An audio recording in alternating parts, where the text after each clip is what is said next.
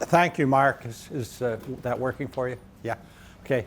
Thanks, Mark. I'm going to talk today about a project that it was sort of serendipity. It fell into my lap when I was on sabbatical in 2014, and I had a sabbatical year in Germany after I stepped down from being department head. Now, I have been working on flying vertebrates for over 40 years. And I'm going to first do a little introduction because the relevance of the work sort of depends on the other flying vertebrates. Okay, so powered flight has evolved independently several times in vertebrates, and the best known are pterosaurs, birds, and of course bats, mammals. Okay, those are the best known, but they're not the only ones, which was also kind of cool. But these three groups, they did it very differently. So it's an independent evolution of flight, and what I'm looking at here. So if you look at the upper there, you look at my arm, and we can recognize the upper arm, the forearm with the radius and ulna, then the carpals, metacarpals, and then the finger joints. If you look at the pterosaurs, it's on the upper left there, the main flight membrane, the wing, is formed from the pinky, okay, from the little finger, and then you see the other fingers up there. We have an elongation of the elongation of the forearm, but the main flight membrane is the pinky. If you look at birds, the main flight membrane are the first and second fingers, okay, elongation. And then with bats, of course, the scientific name for bat is Chiroptera, which means hand wing. So the membrane, the wing membrane, is made from the elongation of the fingers, primarily metacarpals and fingers, okay? So very, very different. I'll start right now to tell you that pterosaurs, birds, and bats are all monophyletic, which means that the forms that we know evolved from one lineage, okay, single lineage. That's been controversial over the years. When I first started working on bats, there was a raging controversy about flight and bats having evolved in two different groups and that they were polyphyletic. Okay. Now, a little bit about pterosaurs. They were awesome. They're the earliest. They were the first group of flying vertebrates. The first fossils appear in the late Triassic, about 225 million years ago. They were around for about 160 million years. The last fossils, 65 million years ago or so in the late Cretaceous. They were diverse. There's 130 different genera of pterosaurs that are recognized. And there's pterosaurs and pteranodons, and it depends on whether or not they have a tail, but they are a monophyletic group.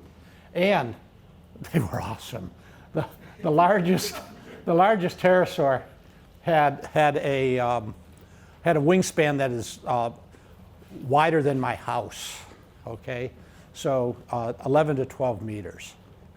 The biggest ones, the really biggest ones, were probably primarily soaring.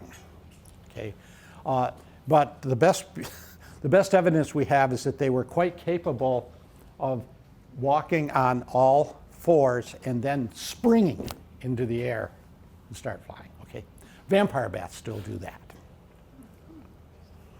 Okay, so this was no fly in the night group. These animals were around, like I said, for 160 million years, which is as long as birds have been around. Okay, so pterosaurs first, then birds.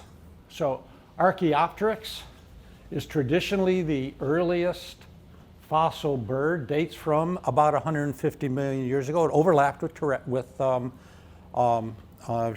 pterodactyls. They had feathers, scales, and teeth. Okay, so this is the classic Archaeopteryx fossil. It was identified in 1861 in Germany. okay? And any of you that have studied this up until just a few years ago have undoubtedly heard about Archaeopteryx and know about Archaeopteryx as being this great transitional fossil between reptiles and birds. Well, birds are reptiles, but flying reptiles. But in just the last decade, there have been a trove of new fossil finds. I found this really exciting when I started getting into this. So our knowledge on the evolution of birds has become much more complex and also much richer. So since 2011, there have been a number of fossils identified from groups that are closely related to the ancestral, closely related to the basal group that form birds, but different, okay? So these lineages of saurischian reptiles, reptiles that walked on their hind legs, the bird leg reptiles, these were the ones that gave rise to, these are called theropods, archosaur theropod reptiles, okay? So what we're saying here is that at the time of the origin of flight in reptiles, there were lots of different experiments going on, okay? And birds are the ones that have stayed with us, but there's these new fossils. So just going again back to what our own limb looks like, this is Yi Qi, dating from about 160 million years ago, in which the major wing support, this bony element right here, major wing support, actually comes from the carpal bone, from the wrist bone, not from the fingers as with the others, okay? And this is just one of at least 3 different bird fossils, and these are reconstructions, of course. So several different reptile groups. This particular one, Yi Qi, is really interesting because it has a bat-like wing, a membranous wing. It has feathers, but also a membranous wing, okay? Until I got into this stuff, I didn't even know about this stuff. This is really, I found really cool. Okay, bats are much more recent. The oldest fossil bat, now our knowledge of fossil bats, the numbers of fossil bats out there has increased dramatically over the last couple of decades. But the oldest bat fossil dates from about 52 million years ago, and we don't have evidence of transitional forms except that this fossil was obviously capable of true flight, very much a bat, but it wasn't able to echolocate. The quality of the fossil is good enough that they can look into the temporal region. They can see that it did not have the ability to echolocate. Didn't have the ear composition necessary. Okay, but so pterosaurs first, lots of different types of birds, and now bats. Okay, so we still have birds and bats. I'm showing you here pictures of the smallest bird, the smallest bat, the largest bird, and the largest bat. Okay, both the smallest bird and the smallest bat come in at under 2 grams in body weight, 1.5 grams, 2 grams in body weight. The largest bird goes, an ostrich, 150 kilograms, and the largest bat about 1.5 kilograms. So there's a 100,000-fold difference if you look at existing birds and bats, 100,000-fold difference in the size of birds versus only 1,000-fold difference in the size of bats. Okay, so a lot more diversity in terms of. Okay, now question. What bird has the broadest wingspan? Condor. Albatross. I heard condor. Albatross. Albatross. Cool. Albatross. Yeah. Most people say eagle. So here's the wandering albatross has a wingspan of about 12 feet, 3.6 meters. The golden cap fruit bat, this is Ceratodon jubatus from Indonesia, wingspan about half that size, okay? So there's all the, we have about 10,000 species of birds.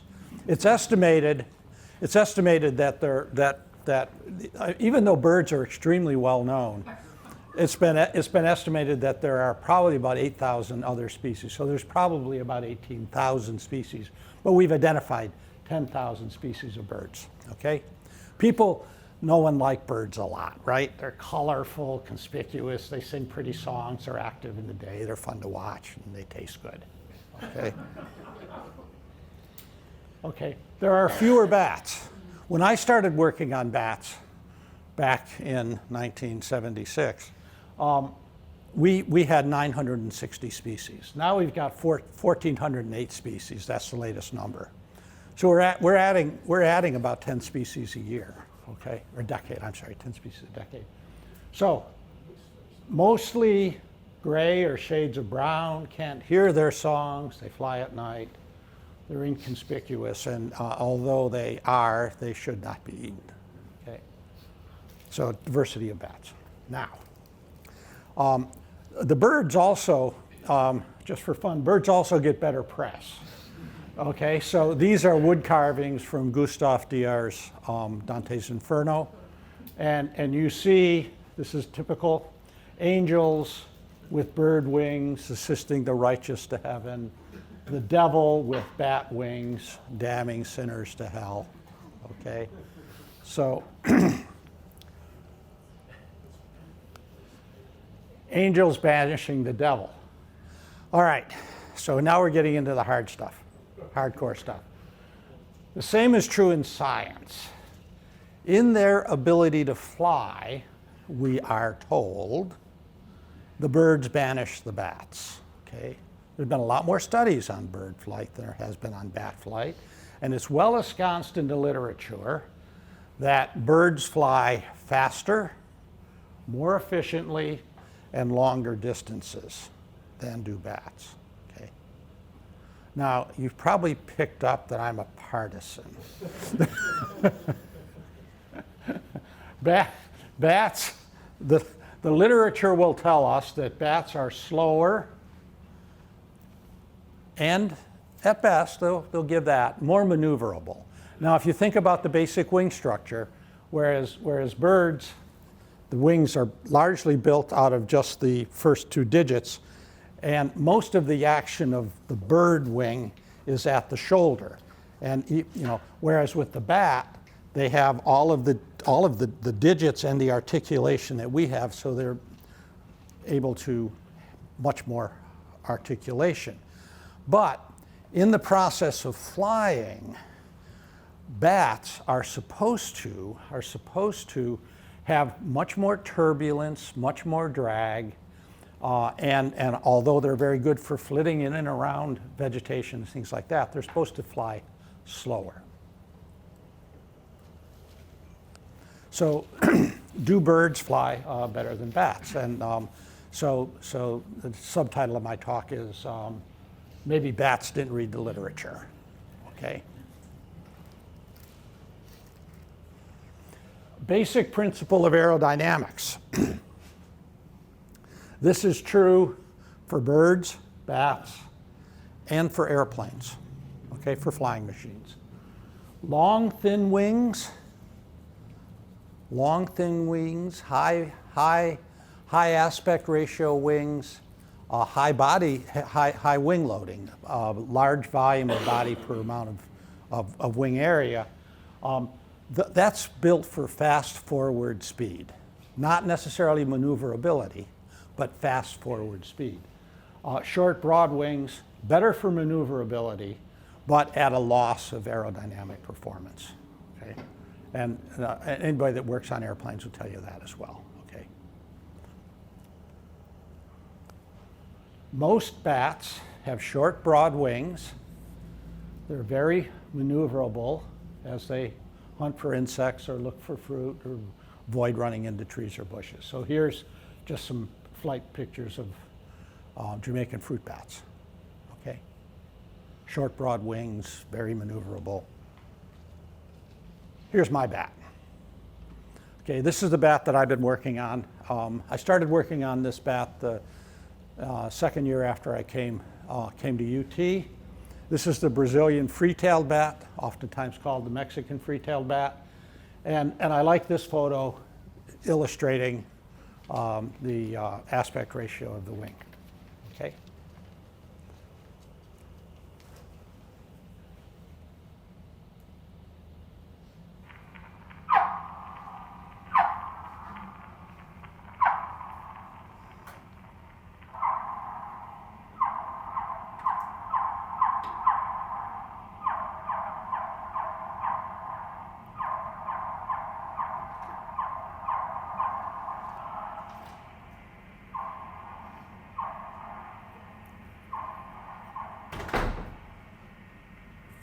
How am I doing for time?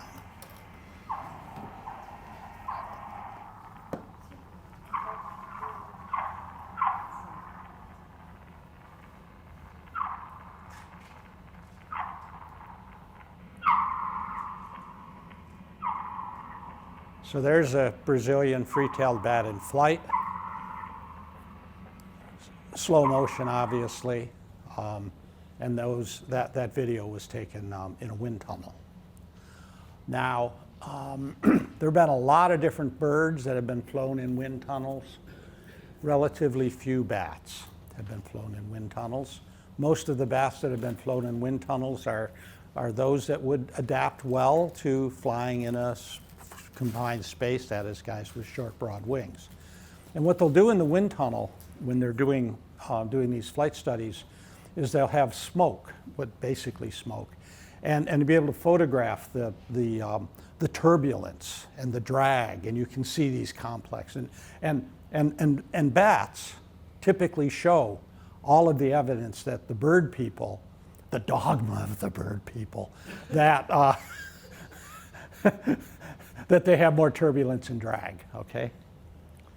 So, the bats I work on, that I've been working on,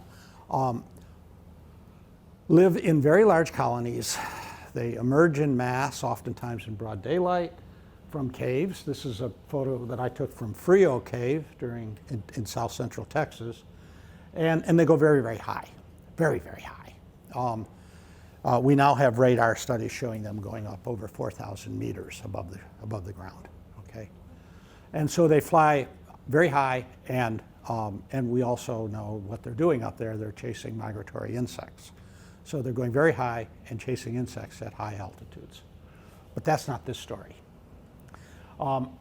We've been studying the high altitude behavior of these bats for a long time, using a whole variety of different ways of getting our equipment up with the bats, okay? And in some cases, getting ourselves up with the bats. And it's been a huge amount of fun. And so that's how we know that they go to these altitudes, and we know that they're up there feeding on migrating bugs. But there's some older literature on them. So here's a few statistics from individual. Most of what we know are these looking at clouds in a radar screen. But some of the older literature, back in 1962, Davis et al., they went up into these swarms of bats as they emerged from a cave, and they said they approached them with a helicopter. I say chase them. When chased by a helicopter, the helicopter was going 40 miles an hour, and the bats were receding from the helicopter, okay, going faster than that. They estimated 60 miles an hour. Migration distance, there have been over 500,000 of these bats banded over the course of decades, and there's a band recapture of a single bat having gone 1,800 kilometers from where it was banded to where it was recaptured. So they're moving really long distances as well.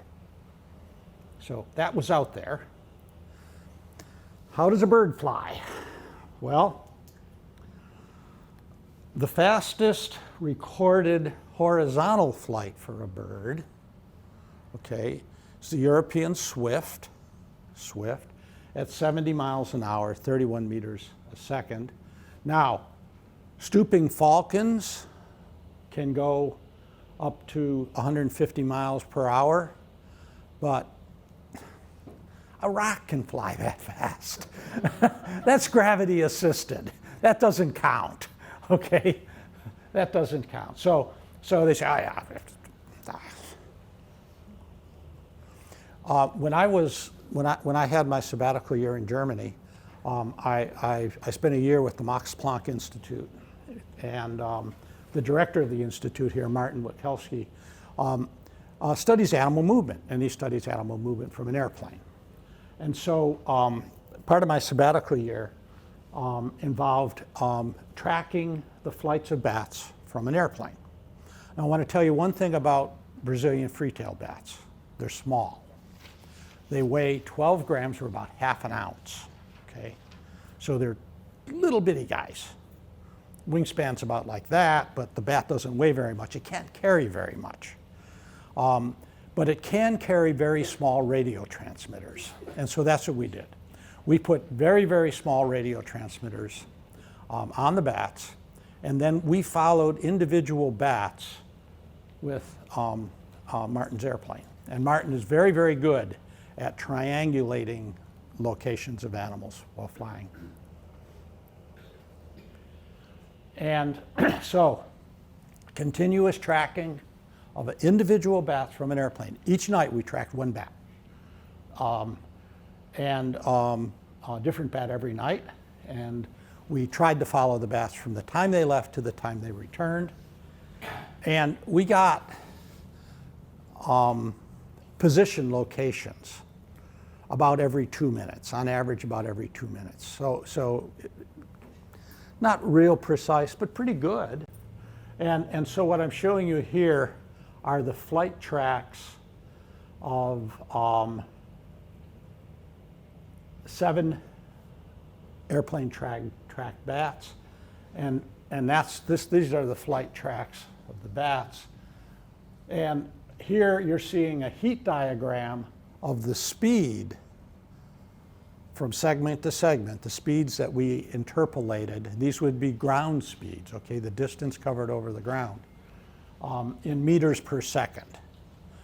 Okay, so this is going up to 40-some meters per second. And if you see the red there, you know that they're going somewhere between 30 and 40 meters per second, okay? And short segments of fast speeds. Here's the distribution of the ground speed of these animals.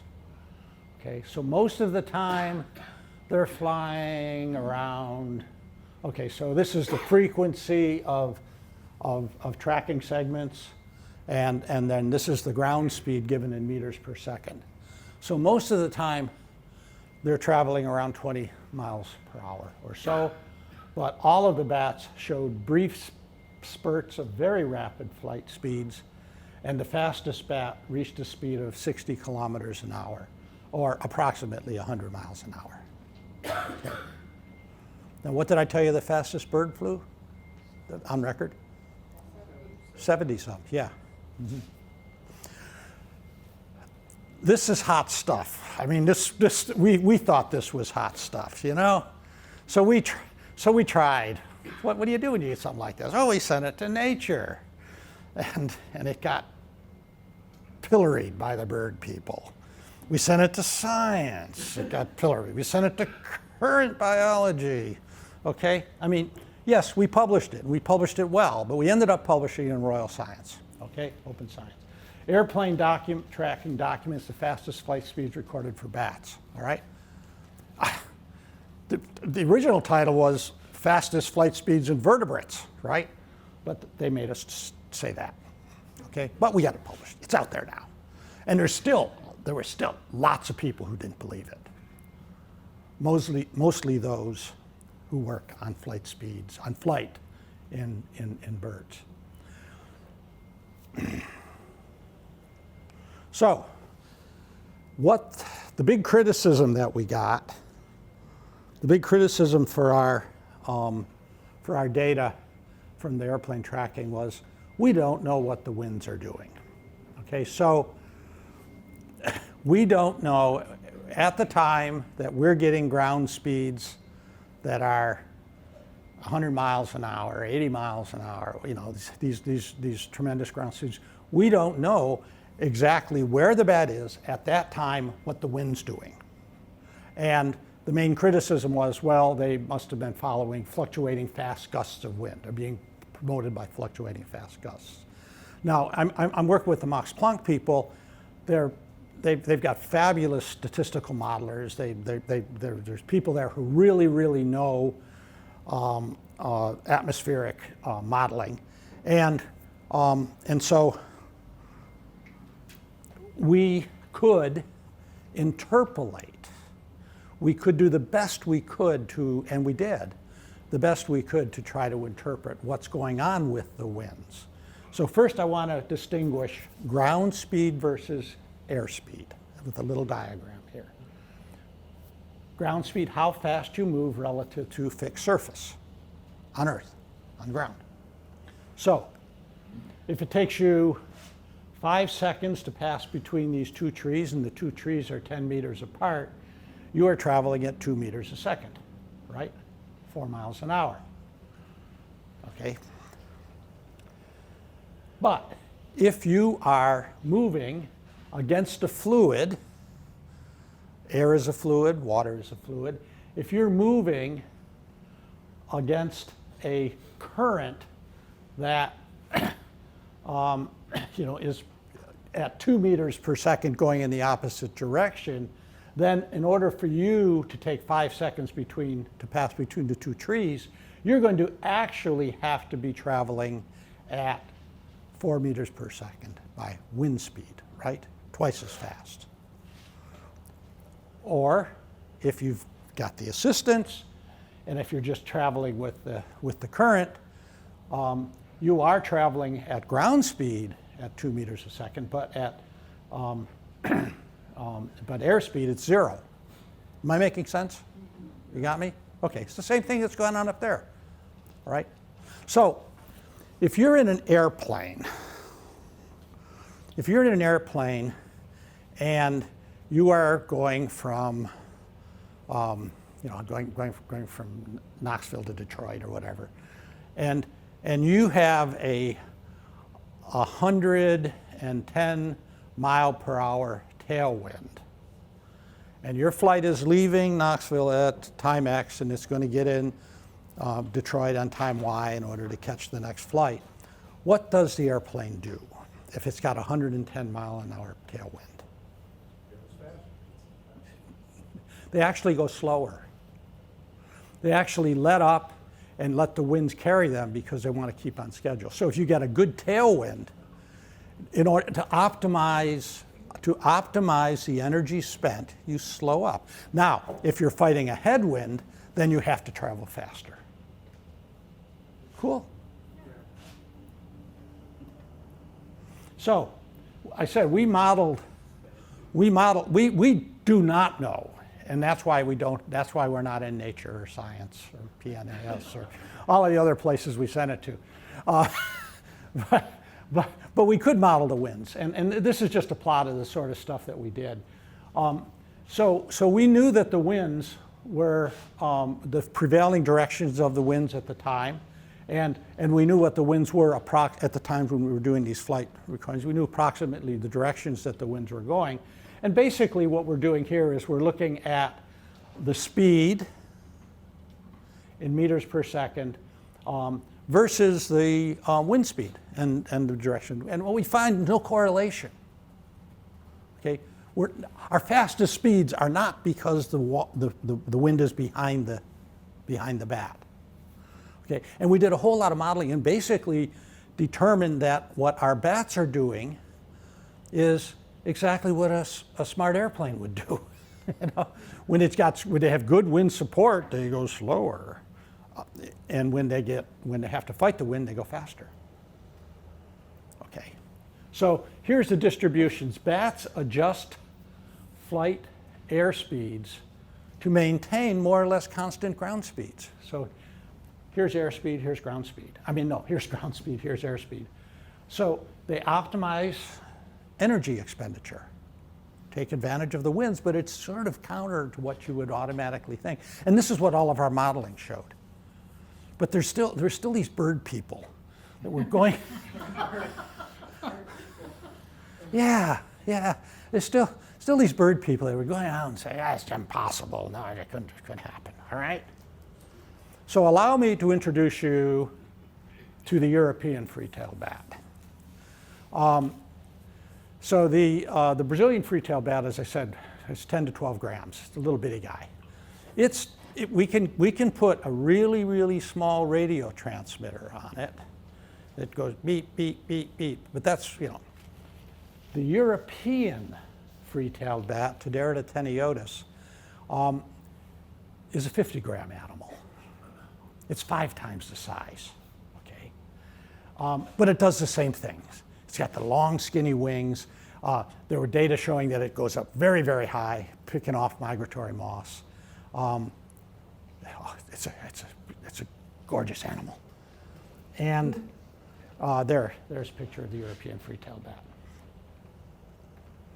There's me with my European free-tailed bat. It doesn't look really big, but it's really big compared to a Brazilian free-tailed bat. Okay. We had the opportunity working with colleagues. Oh, and here is a European free-tailed bat with a GPS tag. So this is a small global positioning system tag that these bats can carry. This tag weighs less than 4 grams. It's a 50-gram bat. It's pressing its weight a little bit, but it's okay. We get them back.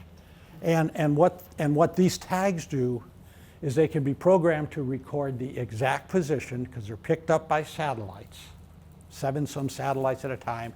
You get the exact position, you get the altitude every couple seconds, okay, depending on how long you want it to work. So we had these programmed for every 5 seconds to get the positions of these bats. Okay. And we did this work in Portugal, where some colleagues knew where to catch them and how to get them back. And we actually put out 45 of these tags. They cost about $500 each. We got 8 back. Okay, 8 tags back. Okay, this is the kind of data we get from.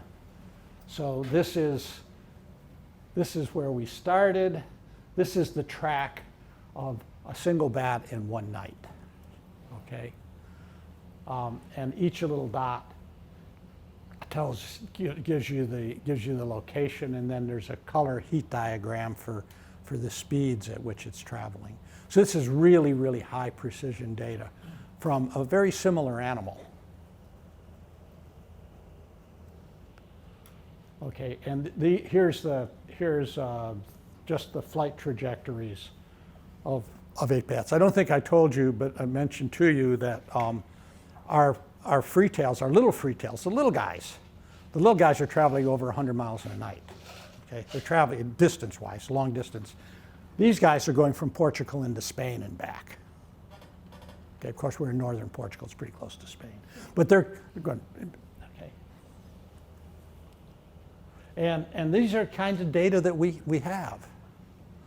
Okay, so and I know it's hard for you to see all of this, but we have the track of this one bat, the altitude, the speed is in a heat diagram here, and the air, because we have really, really high precision data as well on the air, the air is in also in a heat diagram, but what that's showing you is the altitudinal portion, the updraft portion. The difference we have in Portugal is we've got a whole lot of topography. We don't have as much, we do have topography in Texas, but not quite as much as in Portugal. Okay. So here's what we're seeing. Topography and high altitude flights, the European free-tailed bat. It's not yet published.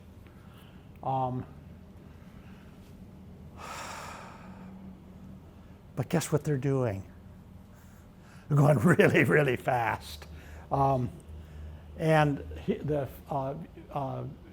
similar airspeeds, not quite as the average is the same. They've got the long tails, the brief periods of very, very rapid flight. So vindicated.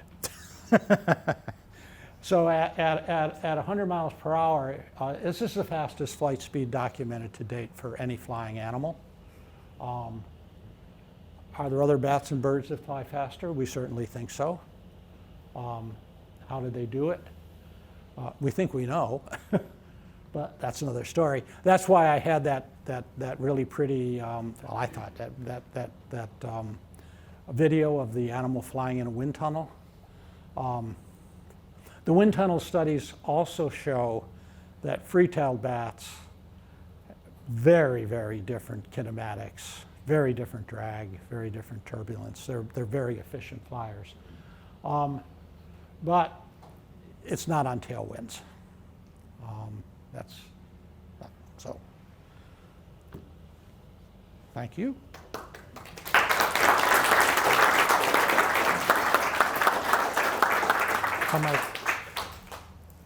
Questions? Questions? Lots of time. Yeah.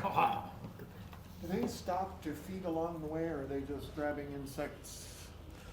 Ooh, I wish I'd put those slides in. Great question. I try to anticipate questions and then have some slides back up. You heard the question, do they stop to feed along the way? One of the analyses that we're able to do, since we have sequential positions for where the bat is we can look at what you call tortuosity or motion variance. That is, it goes from point A to B, B to C, C to D. Is that linear, or is that Brownian? The directional movement. Got me? And what the bats are doing is actually they have long segments of linear flight where they're basically going directional, and then they go into periods of apparently Brownian motion. So straight distance, straight distance. Interpretation is that this is what's known as levy flight, L-E-V-Y. Levy motion, molecules do it. Lots of things do it. Human decision makers do it. And what it's indicative of in terms of foraging is animals foraging on patchy resources. So animals going straight, hitting a resource patch, and then foraging around in the resource patch. And that's what we think is happening with the insect abundance aloft. So they are feeding aloft. So overall, in that one example, how far is the bat actually flying overnight? Oh, good God, yes. 200 miles? Oh, yeah. Oh, yeah. When you talk about how far they're actually going, yeah. And the other thing that was wrong with our study, it wasn't wrong, it was a limitation. There was nothing wrong. Was that we didn't actually know the altitudes, whereas with the GPS tracking, we have the altitudes, so we really know the altitudes. And what the bats are doing is they're going up, staying up for a while, coming down, going up, coming down. And what we know about the distribution of insects aloft is they're probably going up to feed on layers of insects aloft. Yeah. Yeah. This has been wonderful, thank you. We've had bats and we've built bat houses and all of that. However, how do they have a homing device that brings them back? And what is that?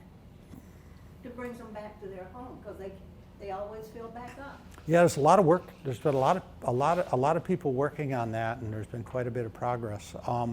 Long distances, they do have magnetite. They do have metal in their brains, so they probably are sensing the Earth's magnetic field, And so for long distance, that's probably assisting.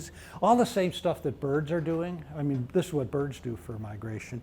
They also use visual landmarks. There's no question about that.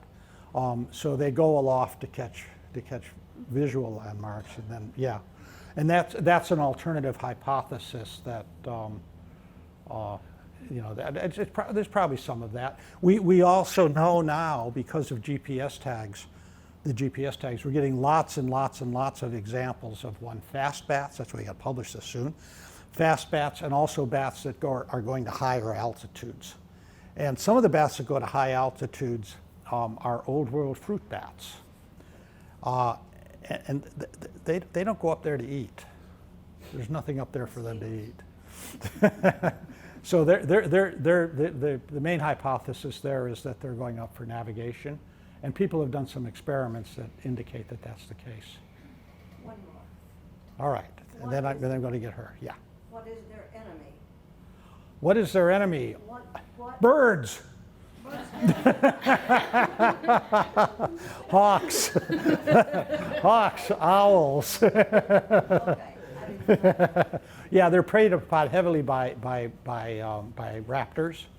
Also near ground level, snakes and some other mammals. And then in the tropics. So I said there are 1,400 species of bats. In this area, all of our bats eat insects. But down in tropical areas, there are carnivorous bats that eat other bats as well. Yeah, Joanne.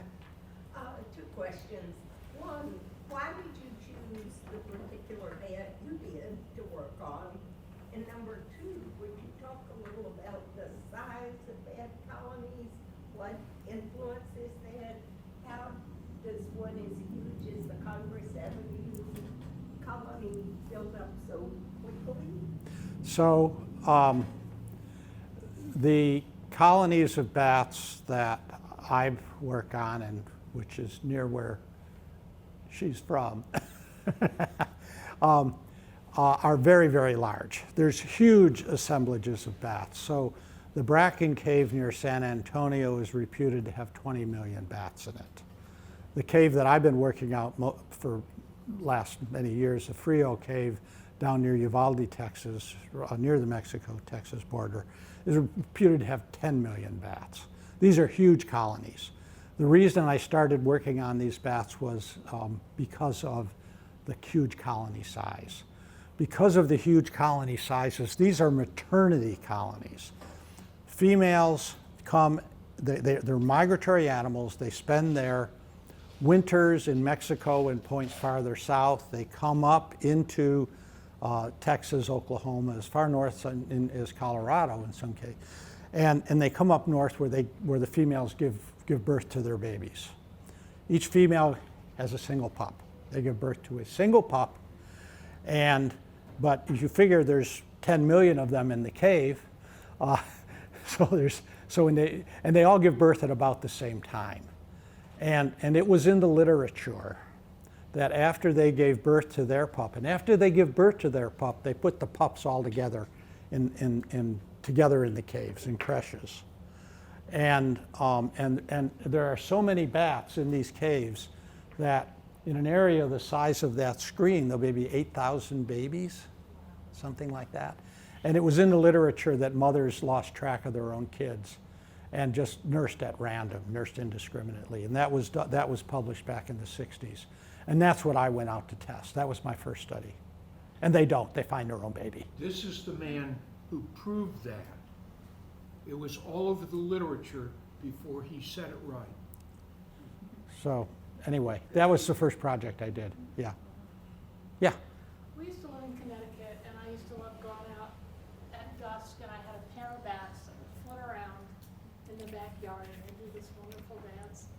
But I only had 2 bats, so were the bats, was that a couple? And I assume they live locally. I mean, they weren't in a big colony or anything like that. Do they live in smaller groups? Yeah. Different kinds of bats? Yeah, different kinds of bats. I mean, with 1,400 species, just about everything goes. If you are up in Connecticut, probably, well, around here, it's going to be big brown bats. If you have a bat in a building or you're seeing a bat forage around here, it's almost certainly a big brown bat. in part because so many of the other ones have died from white nose syndrome. Up there, little brown bats maybe, that's what I would guess. And it would not be a couple, because if they're little brown bats, I'm sorry, but the social organism is just promiscuous. There's no long term. There's no long term. It could have been a mom and her baby, because the pups follow the young. But, and we had them for several years running, so. Well, let me tell you one other thing we know, and that when a bat is out, you heard the free-tailed bat echolocating when I showed you the video of the bat echolocating. When they're echolocating, they are broadcasting, unavoidably broadcasting information. They're broadcasting information to other bats out there that will also hear those signals.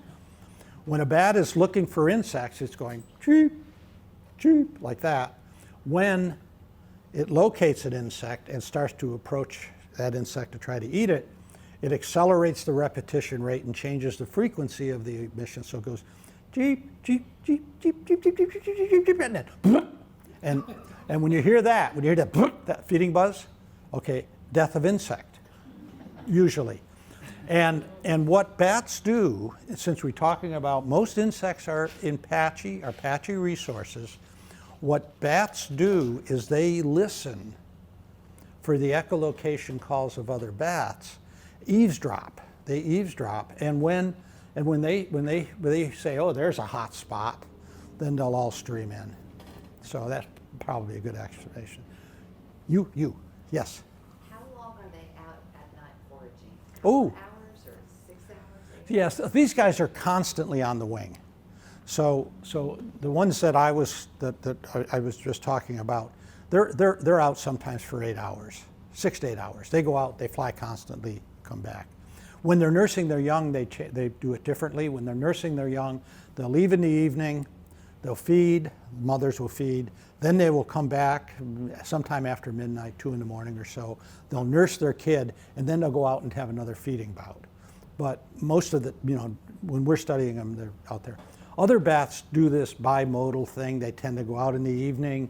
They oftentimes have night roosts, and I'm sure many of you, I have a big brown bat that roosts in my porch area almost every night. It comes in, he doesn't live there. I don't see him there in the daytime, but I see his poop there, and I can see him. So they come back. They have places that they night roost, digest, and then go out and feed again. So typically 2 feeding cycles, one in the late evening, just after dusk, and then another one in the early hours of the morning. Yeah. Can you speak to diseases like white nose? Yeah. Well, white nose is a fungus that was introduced from Europe, from Central Europe, because we've been able to look at its genome. It's a cold-growing fungus. It's related to soil fungi, to common soil fungi, and it grows on bats when they're hibernating. So when the bats hibernate, they lower their body temperatures, and they also shut down their immune systems. The fungus invades them while they're hibernating, grows in their body tissues, and irritates them so that they wake up more frequently and expend more energy. And then when the bats, if they survive the winter, when the bats arouse in the spring, their immune system comes back on.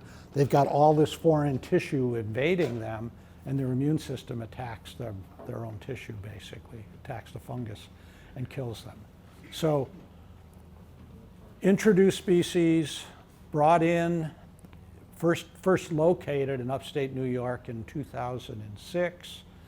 Since then, traveled from that epicenter through the naive bat fauna of North America, made it into Tennessee in 2010, is still traveling, is still moving. Probably won't go a whole lot farther south because it's a cold-growing fungus, and probably this is one of the upsides of climate change. It's, they're not going to be hibernating for as long. The free-tailed bats are, they have the fungus, but they don't show the syndrome. because they don't hibernate long enough. They don't go torpid long enough. So it mostly affects them when they're hibernating. It does. It affects them only when they're hibernating. It affects different species in different ways, to different degrees, that is, and it appears that it depends on what the optimal conditions for the fungal growth are. So if a bat, like a big brown bat, tends to hibernate in very cold, dry environments, the fungus doesn't like real cold, dry environments. The fungus likes medium cold, moist environments. So you get something like a tricolor bat, which hibernates in, the northern long-eared bat, which may be driven extinct by this thing, that hibernate in medium cold, moist environments. They're getting really ravaged by the fungus because that's where the fungus likes to grow. Carlsbad bats are safe. Carlsbad bats are, well, depends. There's a myotis species, a mouse-eared bat species that lives in these caves year-round and hibernates, and it's not clear that those are going to be safe. The free-tailed bats in Carlsbad, which are the vast majority of them, I think are safe. But, you know, they appear to be safe, put it that way. Yeah. So Dave and Kim. Okay, Dave. I'm interested in this Brownian motion that seems to be interpreted as clusters of insects. Mm-hmm. Are any entomologists looking at this kind of data from bats to track the behavior of clusters of insects? Yes. Yeah. I mean, our major collaborators with the foraging, the high altitude activities of the bats have been the USDA. We have meteorologists. The USDA is very, very interested in the movements of insects so that they can predict when the pests are coming in. And no, as a matter of fact, the entomologists, the radar entomologists, the meteorologists, they know much more about the insects than we know about the bats. So basically, we're learning from them because they've been studying this because there's agronomic importance. We think there's agronomic importance for the bats too, because they eat the insects. But yeah, that's good. Good. It's interesting that you can home in from two distinctly different. It's been really, really rich collaboration. It's been wonderful to have those guys. Yeah. Kim. That's what I was going to ask. Similar is what turned me on when we talk about the migratory insects. I think we're familiar with monarch butterflies, and I've heard a little bit about migratory dragonflies. But when you mentioned moths, I'm not familiar with migratory moths at all. So that's another super interesting thing. Next year. Absolutely. There we go. So, so back in 1995, okay, before this time, all of my research on freetails had been inside of the caves, and it really nasty in the caves. And I had basically abandoned the system, and I was moving on. I was doing other things, and they turned the Doppler radar on. So they had the first of the Doppler radars in Texas went in New Braunfels, Texas, which is near San Antonio, in 1995. And the Doppler weather radars, like the one in Morristown, the way they work is they see movement in the air. And typically for a weather radar, movement is moisture, okay? So when they turn these Doppler radars on, we talked about how in Texas there's these huge bat colonies. As soon as they turned it on, what they were seeing was a huge thunderstorm starting at ground level, emerging from the ground and spreading out. And when we heard about, of course I heard about this and I went, holy shit. What a great way to track bats aloft. So I contacted the Doppler radar guy in New Braunfels and said, hey, would love to use this, could we get access to these data to study movements of bats? And he said, oh yeah, any legitimate scientist, yeah, I would love to have it. if you're interested in following the movements of bats, you want to talk to John Westbrook and Wayne Wolf from the USDA because they're using the Doppler radar to study the movements of insects. And clunk. Yeah, so this is what we've been doing since that time, is basically what's the services of the bats in feeding on things like corn earworms and fall armyworms. And, yeah. If you have more questions, I know Dr. McCracken has only just another moment or two, then he has to move off to another meeting that he has, but we better close down because it's 1 o'clock, and as bats, we have to fly away. We are so grateful.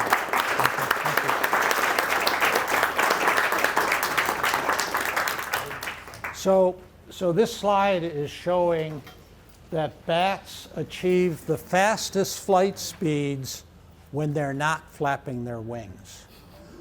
So what they're doing is and then they go into these spurts, because by not flapping, then they don't have the turbulence and drag. And that's what birds do too. Yeah. I was sitting up there. I just thought someone would ask me.